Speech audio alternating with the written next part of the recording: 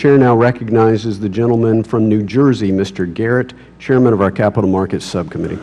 I thank the Chairman. I thank the Chair. So we've heard the other day about all the benefits that came out of Dodd-Frank and all the work that the Fed is doing overall. I want to go back and look a little bit deeper on that, both individually and cumulatively.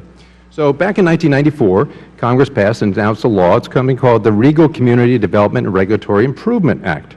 And as you're probably familiar, that applies to all Federal agencies, including the Fed, that says you shall consider the costs and burdens that any regulations would place on depository institutions, small depositories. Basically, you have to look at the cost of regulations and also the benefits. Now, we do hear about the benefits. I asked this question to Governor Tarullo, have you done those individual cost-benefit economic analysis? And I didn't get a really clear answer from him whatsoever. So very briefly, in a sentence, do you believe that the Regal Community Development Act applies to the Fed, and then as such you're required to do a basic cost-benefit analysis each time you do a regulation? That's a yes or no, I guess.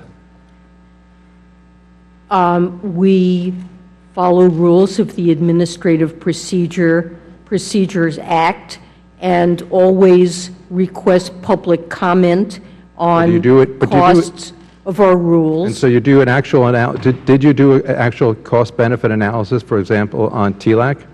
Well, we did do an actual cost-benefit on TLAC. Do we have a copy of that? And it is described in the proposal that we issued last week. So in some cases we have done a cost-benefit analysis. In other cases you do not? Well, very often what we're doing is putting into effect a rule that Congress has directed us to write to implement changes that in Congress's view will be broadly beneficial. You're doing the rule, and under Regal. And then the question becomes, when Congress has directed us to write a rule that it's judged to be beneficial, that's not, what is the least cost way of doing that? Let me just stop you there, if I may. The Regal Act doesn't say that you can pick and choose as to when you do a cost-benefit analysis. It says you shall, so not may, you shall consider, and then it lays out those parameters. So it sounds as though you're doing it in some cases, but you're not doing it in other cases, which may explain why Governor Tarullo couldn't give me a clear answer. Let me just move on to the broader issue then, since you're not apparently doing it in all cases. The broader issue is, and I asked this of your predecessor, Chairman Bernanke, I said, has anyone done an analysis of all the costs and the burdens to everything cumulatively of Dodd-Frank? And his answer was a famous no. And Secretary Lew, we asked the same questions, and his answer was basically no, but if Congress wants to do it, we can do it. So I'll throw that question out to you as well, since everybody else says that you haven't done it. Have you done a cumulative cost-benefit analysis on the regulations as they go through and the burdens? Is your answer? Yeah? I think the answer for the kind of analysis that you have in mind is probably no. Okay. But we are carefully monitoring what the effects of these rules are. So let me ask you this. If you have not done, and I appreciate your candor on that, if you have not done a cost-benefit analysis cumulatively, yesterday Mr. Himes from Connecticut said FSOC came out with a report, and there's nothing in this report that shows the regulatory burdens is a cause of the effect, a negative effect on the economy. I just went through here the executive summary. There's about a dozen different factors that the FSOC came up with, and he's right. The regulatory burdens is not listed as a factor.